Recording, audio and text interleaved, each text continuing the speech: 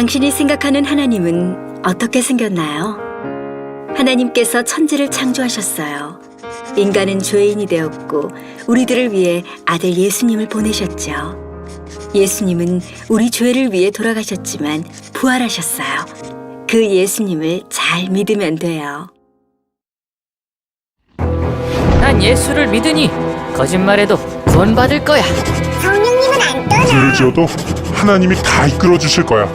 지금은 돈이 나중에 중요해. 열심히 믿지 뭐. 주일 하루면 난 할 일 다 한 거야. 어떤 것도 죽기 전에 그럼 이제 회개기도 어떤 한 죄도 번 회개하면 하고 용서가 다 돼? 용서될 거야. 그러니 거짓말쯤이야.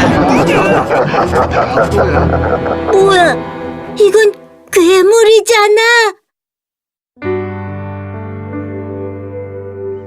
하나님께서 우리에게 주신 성경만이 하나님을 제대로 그릴 수 있습니다. 제가 얼마 전에 어느 가정을 신방을 한 일이 있습니다. 그 가정은 참 생각밖에 없이 어려움을 당하고 또 한동안 많은 진통 속에서 그래도 은혜로 잘 견디어 나오던 가정인데 제가 그날 방문을 해가지고 부인 되시는 분하고 마주 앉아서 찹찹한 심정을 가지고 이제 우리가 예배를 드리게 되었습니다. 하나님께서 그날 이상하게 저에게 이 시편 94편을 생각나게 만들어서 이 말씀을 제가 선택을 했습니다. 그리고 그 자매님과 함께 17절부터 19절을 읽었습니다. 읽고 참 그 자매님을 가만히 제가 옆에서 쳐다보면서 이 말씀이 얼마나 진리인가 하는 것을 다시 한번 느끼게 되었습니다. 분명히 그 자매님의 입장에서 볼 때, 그 가정의 입장에서 볼 때는 그 가정은 발이 미끄러진 가정이었습니다. 우리가 18절 보면 여호와여 나의 발이 미끄러진다 말할 때에 하는 말이 나오죠. 내 발이 미끄러진, 그러니까 한번 미끄러져서 넘어진 가정입니다. 이걸 리빙 바이블에 보면은 그 새로 번역된 풀어쓰기 한 영어 성경을 보면 이 내가 내 발이 미끄러진다 말할 때에 하는 말을 어떻게 번역했는가 하면 주여 내가 지금 미끄러집니다 하고 비명을 지를 때에 하는 아주 우리에게 강하게 인상을 줄 수 있는 표현으로 말을 하고 있습니다. 꼭 같은 의미예요. 내가 미끄러진다고 말할 때에 아니면 주여 내가 지금 미끄러집니다 하고 비명을 지를 때에 참 그 자매님이나 그 가정을 제가 가만히 볼 때 이 가정은 정말 인생의 고달픈 삶을 살다가 미끄러진 가정이구나. 그러니 19절에 나오는 대로 마음의 생각이 얼마나 많을까. 얼마나 많은 생각들이 이 가정의 식구들의 마음을 사로잡고 얼마나 많은 생각들이 그 마음에서 오고 갔을까 하는 것을 제가 이 말씀을 가지고 소개하면서 묵묵히 생각을 해보았습니다. 이 시편 94편은 원래 너무나 이 세상에 모순이 많기 때문에 부르짖는 일종의 의인의 고통이요 기도입니다. 우리가 1절 2절을 보아도 아는 바와 같이 주여 언제까지 악한 자들이 이렇게 개가를 부르도록 내버려 둡니까? 언제까지 오만하며 죄를 범하는 자들이 자긍하면서 하나님이 어디 있느냐고 소리치게 만들 것입니까? 언제까지 불의를 행하는 자가 치부하고 언제까지 불의를 행하는 자가 장수하는 이런 모순된 세상을 남겨놓을 것입니까? 이 의인이 이 모순된 세상을 보고 고통하는 과정에서 나오는 말씀인데요. 오늘 우리 교회 안에서도 보면 선하게 살려고 노력하는 사람들이 본의 아니게 피해를 입고 쓰러지는 것을 보게 되고 양심적으로 살려고 하는 사람들이 본의 아니게 많은 해를 입고 손해를 입고 고통당하는 것을 제가 봅니다. 인생의 길은 마치 빙판과 같아요. 사랑이 식어버리고 아첨하는 입술과 두 마음으로 말하는 사람들이 득실거리는 세상이라 꼭 빙판 위로 걸어가는 것 같아요.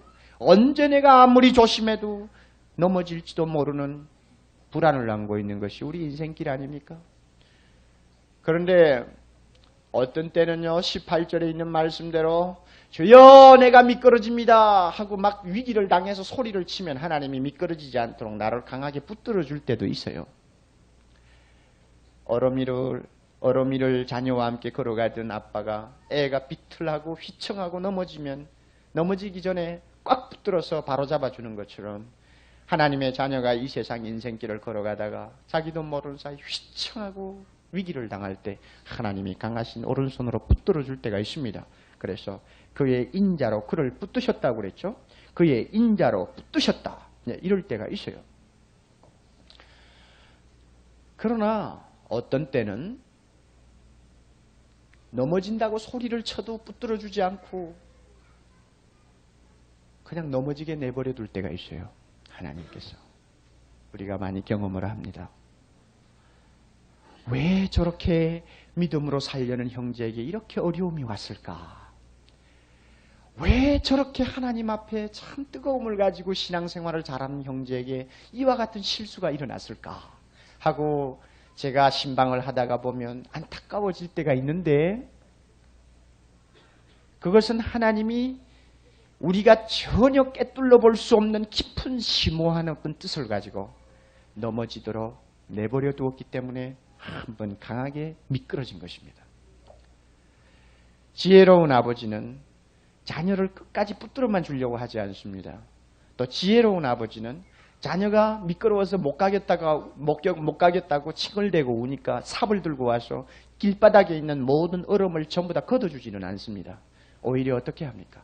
미끄러져도 좋으니 한번 건너가라. 이것이 지혜로운 아버지가 자녀를 교육하는 방법 중에 하나입니다. 하나님도 가끔 자기 자녀에게 미끄러진다고 소리를 치는데도 드른둥만둥 하시고 그대로 내버려 둘 때가 있습니다. 그래서 쓰러집니다. 아마 제가 만났던 그 가정은 그런 가정이 아니었나 생각합니다. 그래서 19절이 나오죠. 내 속에 생각이 많을 때에 하는 말이 나옵니다. 참 묘한 말씀이에요. 언제 생각이 많을까요? 넘어진 다음에 생각이 많아요. 우리 다 경험하고 있지 않습니까? 나쁜 사람에게 쏘가서 내 재산을 손해보고 나서 생각이 많아요. 건강하다고 자부심을 가지고 인생을 자신만만하게 살던 사람이 생각 밖의 건강에 무서운 위기를 당한 다음에 병상에 누우면 생각할 때가 많아요. 많은 생각이 내 마음을 사로잡습니다. 언제나 편안하다고 생각하고 남이 부러워할 정도로 행복한 가정을 가졌던 사람에게 가정의 생각밖에 어두운 구름이 덮으면 드디어 생각하는 것이 많아집니다. 생각이 많아요. 그래서 마음의 생각이 이렇게 많이 쌓이기 시작하면 잠 못 이루는 밤들이 연속될 때가 많이 있습니다. 우리 다 경험하는 바와 같이 많은 생각들을 안고 이리 뒤척 저리 뒤척 하다가 보면 3시가 되고 4시가 되고 5시가 됩니다. 세계에서 참 제일 잘 산다고 하는 미국 사람들 통계를 보아도 수면제 종류가 200종이 넘는다고 합니다. 200종. 그러면 왜 그렇게 수면제 종류가 많아요? 잠 못 자는 사람이 하도 많으니 한 가지 약을 써가지고는 얼마 동안 듣다가는 그 다음에 안 들어. 또 새 것을 개발하고 새 것을 개발하다 보니까 200종이 넘는다 그 말이에요. 게다가 그 200종이나 되는 수면제를 1년 동안 사먹는 양이 얼마냐? 80만 파운드라고 그랬고 돈으로 따지면 5억 불이라고 그랬어요. 5억 불. 제가 볼 때 세계에서 가장 잠을 자지 못하는 국민을 꽂으라고 하면 아마 미국 국민을 꽂을 수가 있을 것입니다. 왜 인간적인 입장에서 볼 때 잘 사는 것 같이 보이는 그들에게 그렇게 잠이 없는 밤이 많습니까? 인간은 그런 것입니다.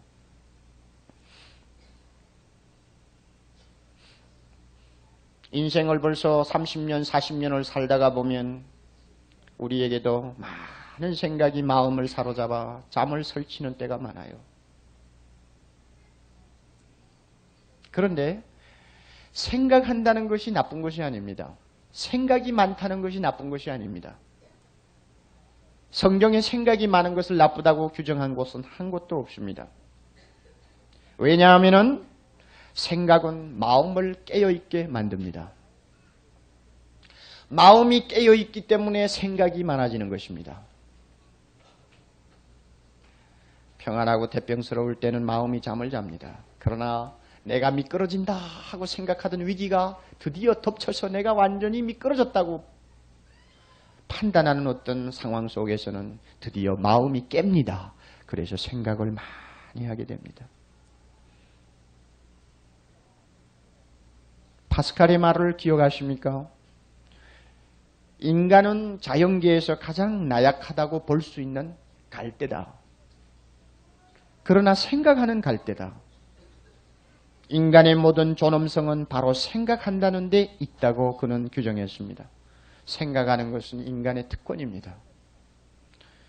생각이 많은 것이 나쁜 것이 아니죠. 생각한다는 것은 바람직한 일이죠. 현대인들의 병은 생각할 수 있는 여유와 생각할 수 있는 자유를 빼앗겨버린 마른 갈대가 되어버렸다는데 인간의 현대인의 비극이 있고 고통이 있습니다. 정신적으로 영적으로 생각하지 않는 사람들에게 위기가 찾아왔습니다. 왜 그럴까요? 제가 연세대학교에서 일하고 계시는 교수 한 분, 우리 교회 집사님입니다만 교수를 만나서 이 이야기 저 이야기 하는 중에 그는 정보에 관한 것을 전공한 박사입니다. 그런데 여러 가지 이야기를 하는데 목사님 요즘에는 정보공해 시대예요. 그래요. 정보공해 시대. 너무나 많은 정보들이 그저 사람의 능력으로는 도무지 처리할 수 없을 만큼 홍수가 되어서 쏟아져 나옵니다. 많은 매스컴의 자료들, 많은 월간지의 자료들, 많은 책들의 자료들, 온 세계가 그저 한 덩어리가 되어가지고 우리가 도무지 감당할 수 없는 그런 정보들이 쏟아져 나오니까 사람들이 드디어 생각할 틈을 잃어버렸어요. 듣는데 바쁘고 보는데 바쁩니다. 느끼는데 바쁩니다. 그러다가 보니까 자기 자신을 되찾아서 깊이 생각하는 일에 자유를 잃어버렸어요. 그래서 정보공해로 인해서 현대인은 위기를 당합니다. 그러므로 생각한다는 것은 중요한 것입니다. 내 속에 생각이 많을 때 참 중요한 것입니다. 비록 그것이 내가 미끄러져서 위기를 당한 다음에 오는 일이라고 할지라도 그것은 중요한 것입니다. 하나님께서 내 영혼을 즐겁게 하는 위안을 언제 주신다고 했어요? 19절에. 내 마음을 즐겁게 하는 놀라운 위안으로 나를 기쁘게 해주시는 때가 언제라고 그랬어요? 생각이 많을 때라고 그랬죠. 생각이 많을 때. 생각을 많이 하는 자에게 하나님의 위로도 그만큼 넘치고 생각을 많이 하는 자에게 하나님이 가까이 오셔서 그와 함께 그 깊은 생각에 동참하시는 예들이 많습니다. 그러나 모든 생각이 다 건전한 것이 아닙니다. 특별히 내 발이 미끄러져서 위기를 당한 다음에 오는 생각은 잘못하면 병든 생각이 되기 쉽습니다. 많은 잡념들, 많은 공상들, 많은 원한과 많은 공포와 불안 같은 것이 엉켜가지고 드디어 번뇌를 일으키고 그 번뇌가 연속이 되면 병을 일으키고 이렇게 해서 건전하지 못한 생각은 사람을 병들게 만들어버립니다.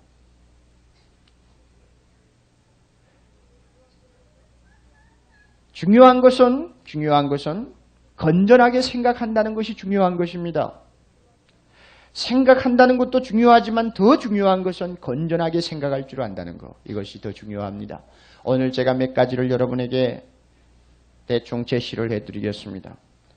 내가 미끄러졌다고 말할 수 있는 그런 환경에 처한 형제들이 많을 것입니다. 쓰러져 누워있을 때에 많은 생각들이 오고 가는데 어떻게 하면 건전한 생각을 할 수 있느냐. 그래서 어떻게 하면 하나님의 위로가 내 영혼을 즐겁게 하는 깊은 은혜의 경지까지 내가 들어갈 수 있느냐. 이것은 중요한 것입니다. 우선 먼저 중요하게 생각해야 될 문제는 사람이 바로 되어야 건전한 생각을 합니다.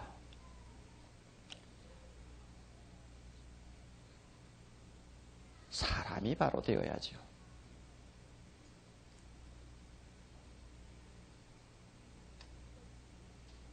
아무리 생각이 중요해도 사람이 바로 되어야죠.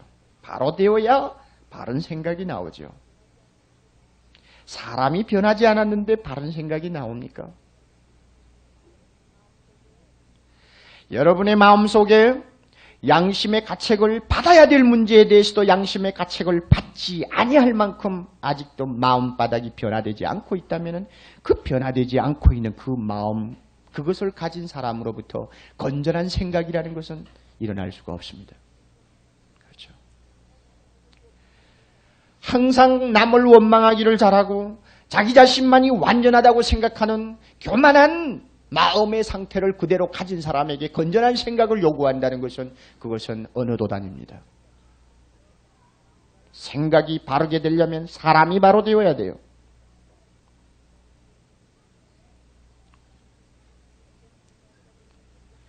현대 심리학자들이 무조건 생각을 긍정적으로 적극적으로 하면 사람도 바뀌고 생활도 바뀐다고 강조하지만 그것은 일종의 기만입니다.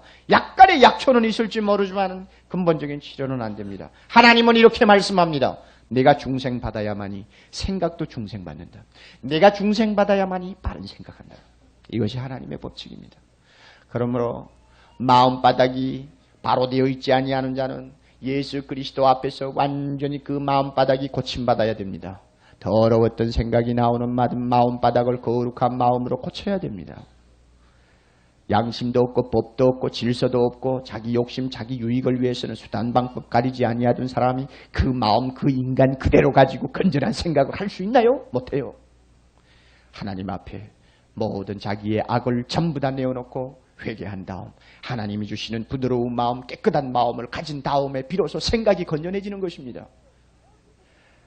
만약에 저 미국에 잠을 자지 못하는 수천만의 사람들, 그 사람들이 예수를 믿고 예수 그리스도를 통하여 그 사람이 근본적으로 바로 바뀌어 새 사람만 되었다고 한다면 잠을 자기 위하여 1년 동안 투자하는 옥불이라고 하는 그 돈을 전략할 수 있었을 것이고 그 돈을 1불만 있으면 기아 상태에서 구제를 받을 수 있는 위기에 처한 저 아프리카에다 투자를 했더라면 5억 명의 어린이들이 다시 살아날 수 있었을 것입니다.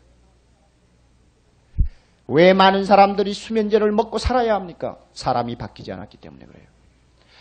여러분, 기독교는 사람을 바꾸는 종교입니다. 사람을 바꿉니다. 새 사람이 됩니다. 누구든지 그리스도 안에 있으면 새로운 피조물이라 이전 것은 지나갔으니 보라 새 것이 되었도다. 예, 새 것이 되었도다. 예수 믿는다는 것은 바뀌는 것입니다. 드디어 이렇게 바뀔 때 바른 생각을 하게 됩니다. 실용주의 철학자 윌리엄 제임스가 한 말을 우리는 기억합니다. 우리 세대 가운데서 가장 위대한 발견은 인간이 마음의 태도, 생각의 자세를 바꿈으로 그 생활을 바꿀 수 있다고 하는 것이다. 이것을 현대 철학이 발견한 가장 중요한 발견이라고 그랬습니다. 그래요. 사람이요 영적으로 바뀌어서 하나님의 거룩한 자녀가 되고 나면 생각이 바뀌지 않아요? 생각이 바뀌면 그 사람의 생활도 바뀝니다. 이건 자동적이에요. 어느 위대한 심리학자가 말한 것처럼 인간 본성에는 어떤 성질이 남아있는가 하면은 자기가 자기를 어떻게 생각하느냐에 따라서 자기가 자기를 습관적으로 어떻게 생각하느냐에 따라서 자기 자신이 그대로 만들어진다고 심리학자가 규정을 하고 있는데 상당한 일리가 있다고 합니다. 예수 믿고 나서 내가 변화받고 예수 믿고 나서 새 사람이 되고 하나님과 나와의 관계에서 항상 건전하게 서 있는 사람이 되면은 그 다음부터는 생각을 바로 하게 되고 그 생각에 따라서 내 생활의 환경이 바뀌고 내 여건이 달라집니다. 우리의 삶은 환경이나 외부 조건에 의해서 결정되는 것이 아니라 습관적으로 생각하는 나 자신의 사고에 의해서 결정이 되는 때가 많은데 바로 그것은 내가 바로 되기만 하면 바른 생각을 하게 됩니다. 바른 생각을 하게 되기만 하면 내 삶은 바뀌게 됩니다. 여러분, 자신을 하나님 앞에 바로 들이세요. 그리고 바꾸세요. 이 작업을 누가 해줍니까? 사람 바꾸는 작업을 성령이 해줍니다. 우리 안에 거하시는 성령이 우리를 완전히 바꾸어 줍니다. 할렐루야입니다. 이것을 체험하는 사람이 크리스찬입니다. 여러분, 목사나 평신도나 다른 것 하나 없고 평신도 중에 신자, 믿음 좀 좋은 자와 믿음 안 좋은 자와 다른 것이 하나도 없지만은 한 가지 다른 거 있어요. 목사는 하나님이 사람을 바꾸어 놓았다는 것이 다릅니다. 믿음 좋은 사람은 하나님이 완전히 그 사람을 개조시켜 놨다는 데서 다릅니다. 사람이 바뀌면 생각이 바뀝니다. 예수 믿고 나서도 아직도 사람이 바뀌지 않았습니까? 여러분 생각도 분명히 바뀌지 않았을 겁니다. 잠을 자지 못하는 밤 아무리 이리 뒤척 저리 뒤척해도 모든 생각은 악을 수반하는 생각이고 건전하지 못한 공상, 건전하지 못한 어떤 집념에 사로잡혀서 많은 시간을 소비하다가 말 것입니다. 그러나 변화된 사람은 그와 같은 먹구름이 가끔은 옵니다마는 그러나 금방 헤쳐버리고 훨훨 날라 하나님이 주시는 아름다운 생각을 가지고 더 높은 차원으로 올라갑니다. 이것이 크리스천 아닙니까? 두 번째로 우리가 생각할 것은 건전한 생각은 믿음에서 생깁니다. 사람이 바뀌면 드디어 믿음의 사람이 됩니다. 믿음, 이것은 중요합니다. 여러분 우리가 잘 아는 바와 같이 인간은 피조물입니다. 어디까지나 피조물입니다. 피조물이라는 의미는 독립된 사고를 할 수 없는 존재라는 말입니다. 만약에 피조물이 창조자를 무시하고 자기 자신이 스스로 옳다고 생각하는 어떤 독립적인 사고에 선다면 그 사람은 분명히 잘못된 사고를 할 수 있는 충분한 이유를 갖고 있습니다. 아담과 하와가 피조물이었기 때문에 하나님을 완전히 무시하고 자기 스스로 독단하고 자기 스스로 결단했을 때 그는 무서운 가오를 범했고 다시 돌이킬 수 없는 비극으로 그는 치달았습니다마는 모든 인간이 마찬가지입니다. 피조물이라는 것을 잊어버리지 마십시오. 이 피조물이라는 이 단어 안에 모든 기독교의 진리가 요약되어 있습니다. 피조물입니다. 피조물이기 때문에 우리는 생각을 해도 예속적인 생각을 해야 합니다. 다시 말하면 창조자 되신 하나님에게 내 자신을 전부 위탁하고 그분의 생각에 나를 맞추고 그분이 원하는 뜻에 나의 생각을 일치시키는 예속적인 사고를 할 때 이것이 건전한 사고인데 이것을 일컬어서 믿음을 가진 사고라고 그럽니다. 믿음의 사고.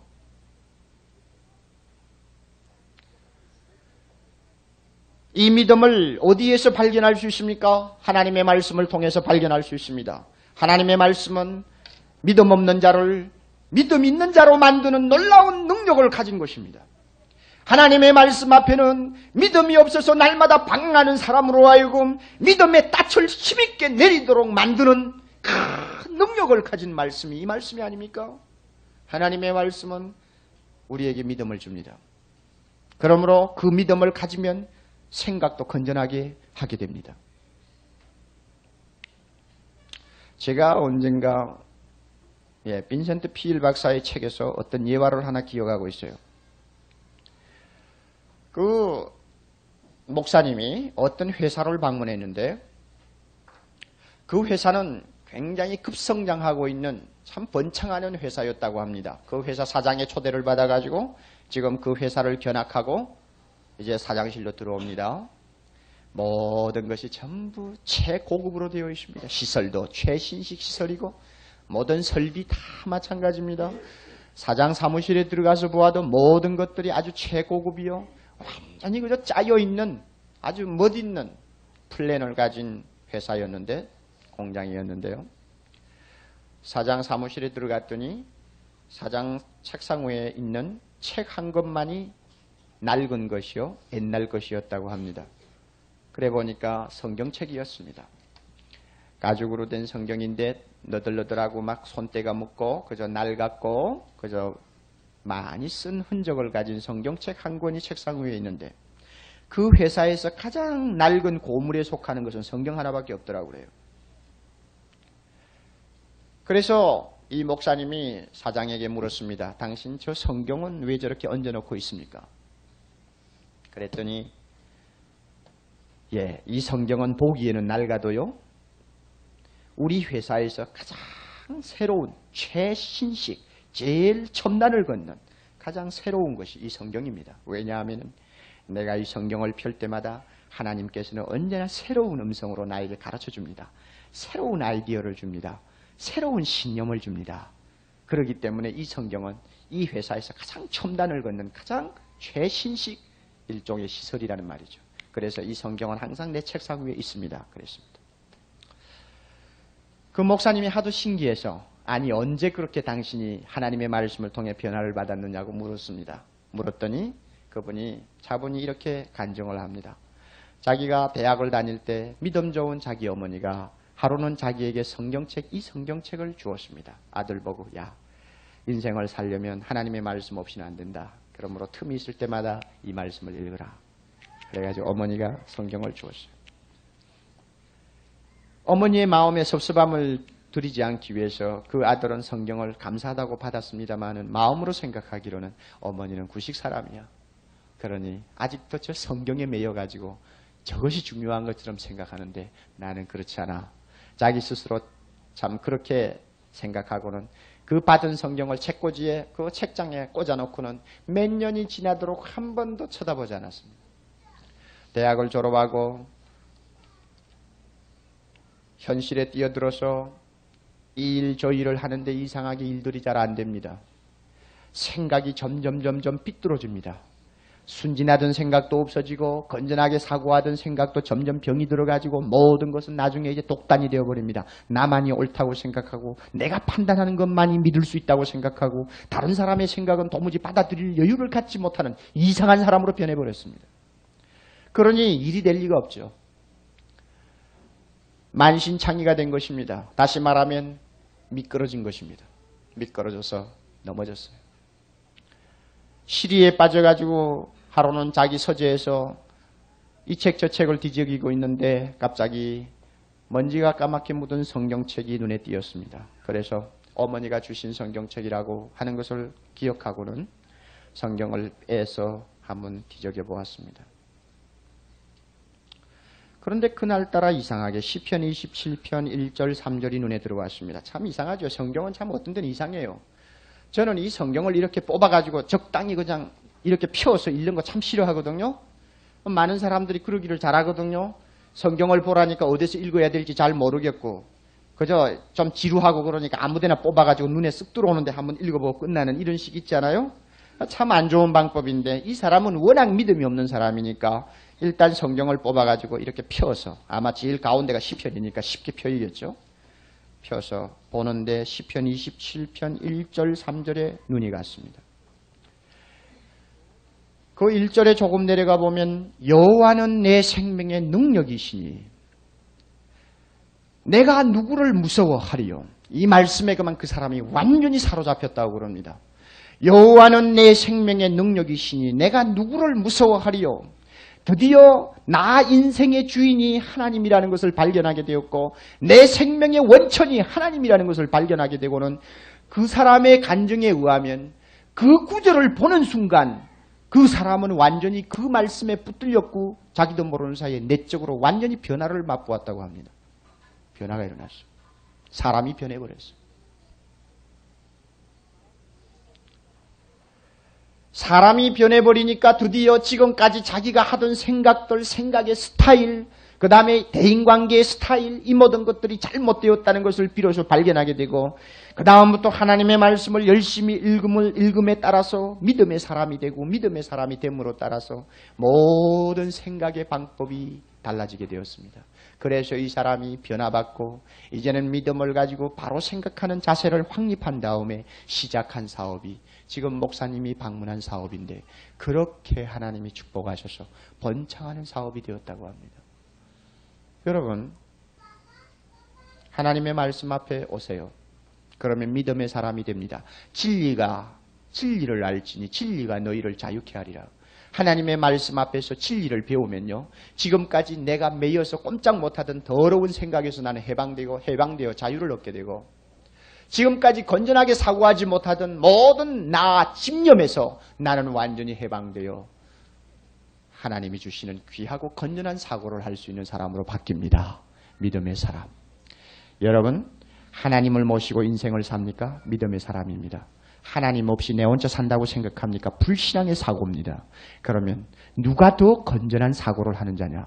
창조자 되신 하나님을 나의 생의 중요한 위치에 모시고 사는 사람, 이 사람이 건전한 사고를 할 수 있습니다. 왜? 피조물이기 때문에.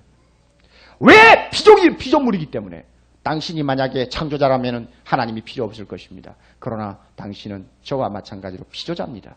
그러므로 피조자는 하나님이 계셔야 됩니다. 믿어야 돼요. 믿음이 있어야 돼요. 그래야 바로 생각합니다. 마지막으로 한 가지 더. 건전한 생각은 기도로서 드디어 열매를 맺습니다. 기도. 내 마음에 생각이 많은 밤, 잠을 이루지 못하는 밤,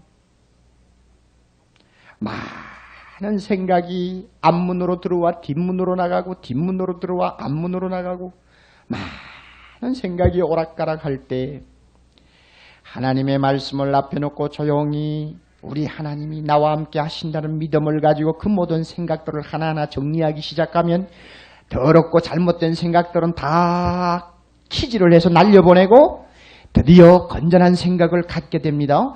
건전한 생각을 가진 다음에 그것을 꼭 마음에 두고 어디를 갑니까? 기도의 골방으로 찾아갑니다. 내 속에 생각이 많을 때 하나님이 자기의 위로를 가지고 내 영혼을 즐겁게 해주셨다고 하는데 이 즐겁게 해주시는 체험은 어디에서 오는 것이냐? 기도의 골방에서 오는 것입니다. 기도의 골방에서. 마음의 생각을 다 안고 하나님 앞에 가서 주여 내가 지금 이런 생각, 이런 여러 가지 본민을 안고 지금 고민을 하고 있습니다. 주여 내 마음의 생각이 이런데 하나님 어떻게 생각하세요? 그러면 우리 하나님께서 그 기도하는 마음에 놀라운 하나님의 위로로 하나하나 은혜를 주셔서 그 들고 나간 나의 모든 생각이 하나님의 은혜의 이슬로 축축하게 적게 되고 이슬을 머금은 내 모든 생각들이 아름다운 꽃봉오리처럼 피기 시작합니다. 근심이 변하여 찬양이 되고 원망이 변하여 감사가 되고 모든 잡념들이 변하여 하나님 앞에 즐거운 환희를 표현할 수 있는 기도의 제목들이 됩니다. 이 꽃들 보세요. 얼마나 아름다워요.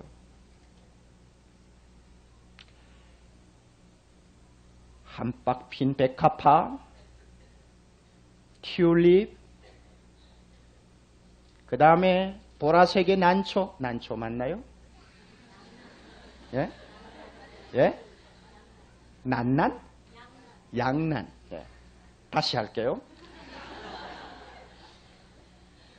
아름답게 입을 벌린 하얀 백합화, 멋있는 튤립, 그 다음에 보라색의 양난,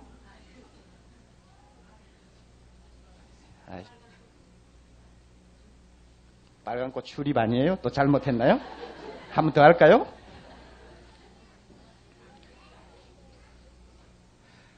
얼마나 아름다워요. 얼마나 멋있어요. 많은 생각들 다 믿음으로 말씀으로 추려버리고 건전한 생각만 안고 그 다음에 기도의 골방에 들어가서 그 모든 생각을 하나님 앞에 하나하나 아뢰기 시작하면 이슬을 머금 거 하나하나 터져요. 아름답게 꽃이 피어요. 여러분 이런 체험 해보셨어요? 오늘 일부 설교 들은 어떤 집사님이 내려가다가 목사님 말씀이 맞아요. 그래. 뭐가요? 그랬더니 오늘 설교 말씀이 맞아요. 그래.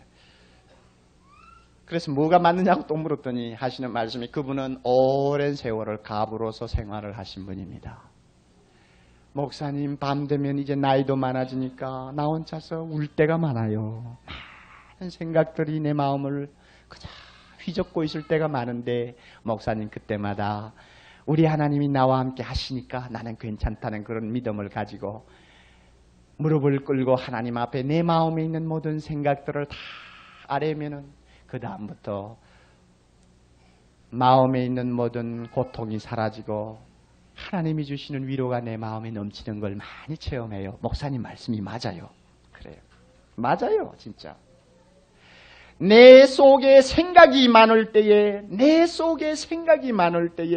하나님의 위안이 내 영혼을 즐겁게 하나이다. 어디에서 즐거움을 얻을 수 있습니까? 기도의 골방에서.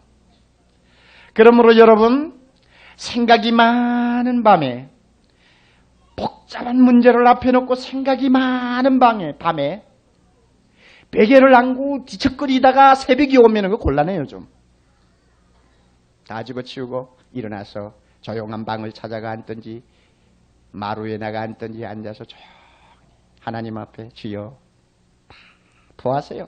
다 토하면 하나님이 내 마음에 아름다운 은혜를 충만하게 주십니다. 참 멋있는 은혜를 주세요. 에베소 3장 20절 보면 여러분, 우리 가운데 역사하시는 능력대로 우리의 온갖 무엇입니까? 구하는 것이나, 그 다음에 하나 중요한 말, 생각하는 것에 더 넘치도록 하시는 예수님이라고 그랬습니다. 아멘. 여러분, 우리 마음에 많은 생각이 있지 않아요? 그 많은 생각이 기도로 표현되지 않아요? 그런데 우리 주님은 우리의 생각을 다 알고 계세요. 그러므로 내가 생각하고 내가 구하는 것 이상으로 기도의 골방에서 나에게 넘치도록 은혜를 주신다고 말씀하셨는데, 이 예수님을 여러분이 기도의 골방에서 만나야 됩니다. 더 멋있는 말씀이 한 곳 있어요. 에레미야 31장 25절인데요. 한번 펴보세요. 에레미야 31장 25절, 그 구약 성경 페이지 1102페이지.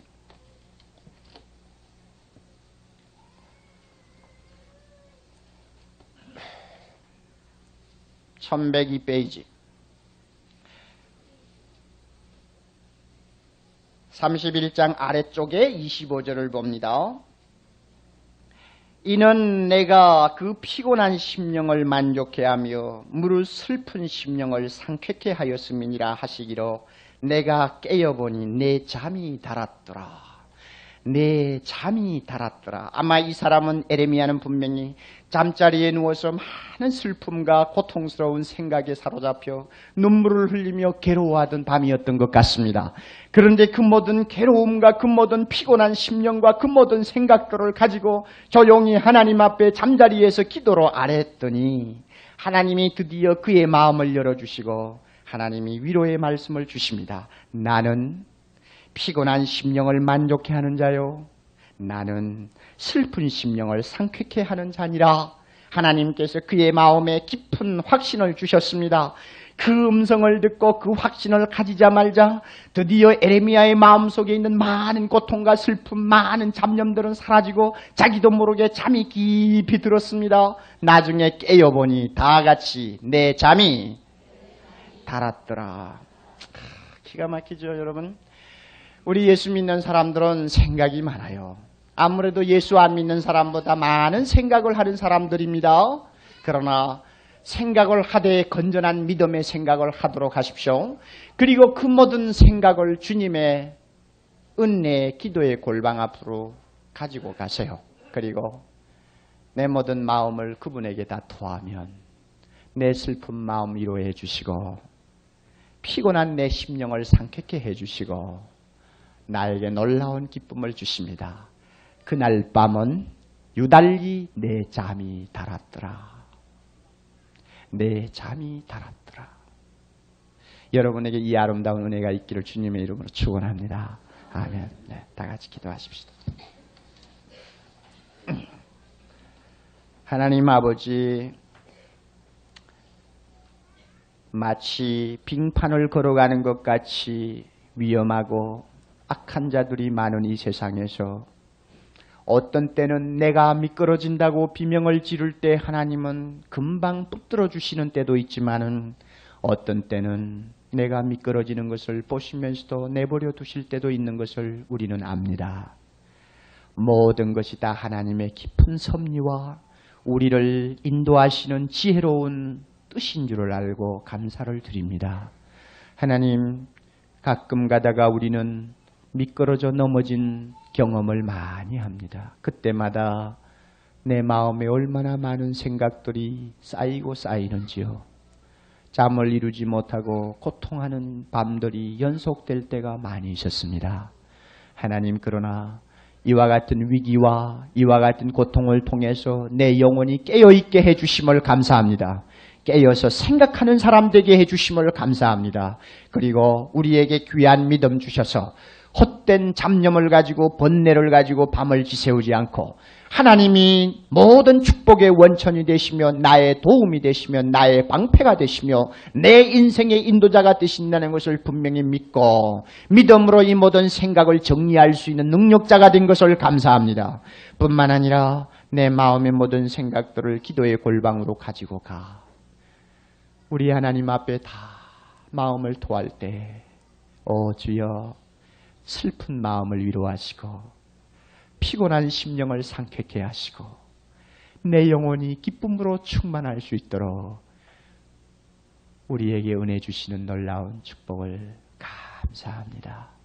하나님, 우리 교회 성도들은 많은 생각으로 밤을 지낼 때가 있겠지만은 그 모든 생각을 통해서 주님과 기도하게 되고 그 기도를 통해서 드디어 깊은 잠을 잘 수 있고 아침에 깨었을 때 주여 내 잠이 참 달았습니다 하고 말할 수 있는 훌륭한 믿음의 사고자들이 되도록 주님이 축복해 주시옵소서.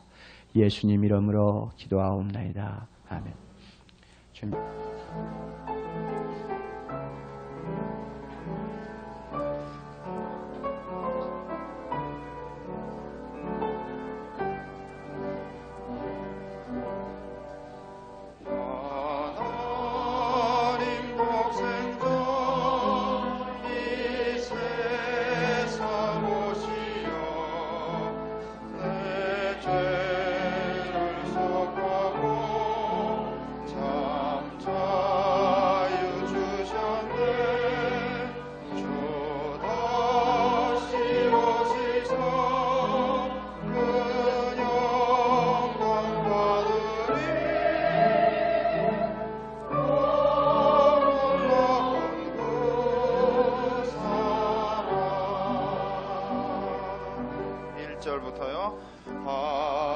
하나님 독생자 이 세상 오시어 내 죄를 속하고 참 자유 주셨네.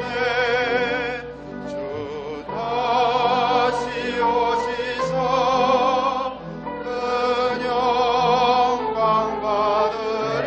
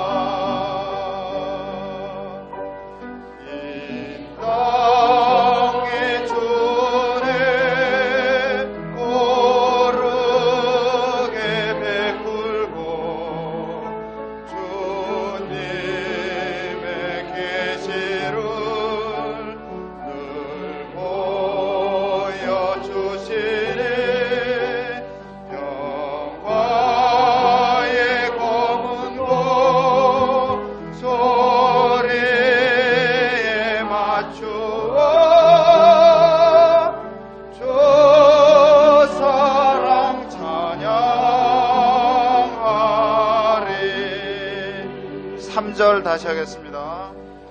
이 땅의 주님 고르게 베풀고 주님의 계시를 늘 보여주시는 영광의 검은 것 소리에 맞추어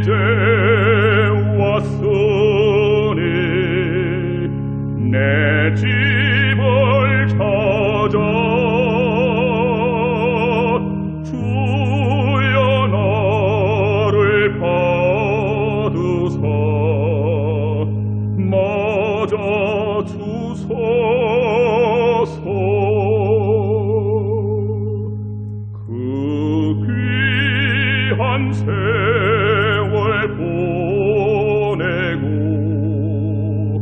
이제 옵니다. 날이 우치는 눈물로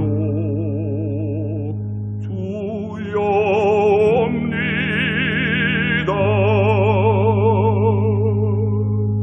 나 이제 왔으니 내 집을 찾아 주여 나를 받으사 맞아 주소서.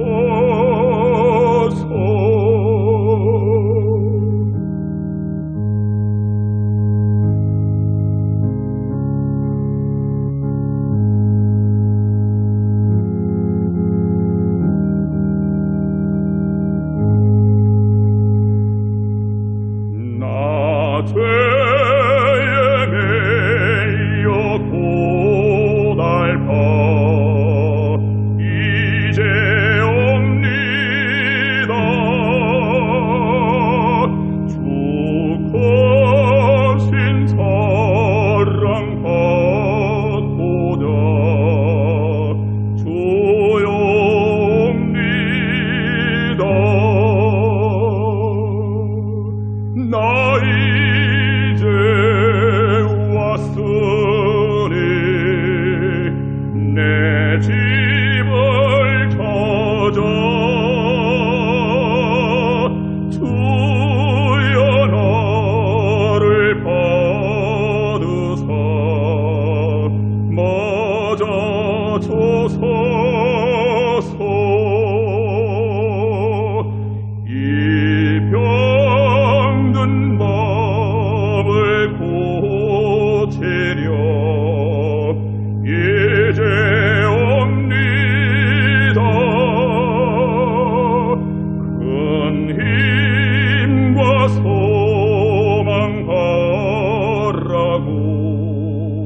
주여 옵니다.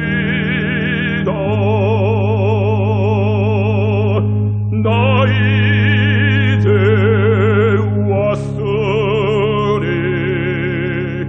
내 집을 찾아 주여 나를 받으사 맞아 주소서.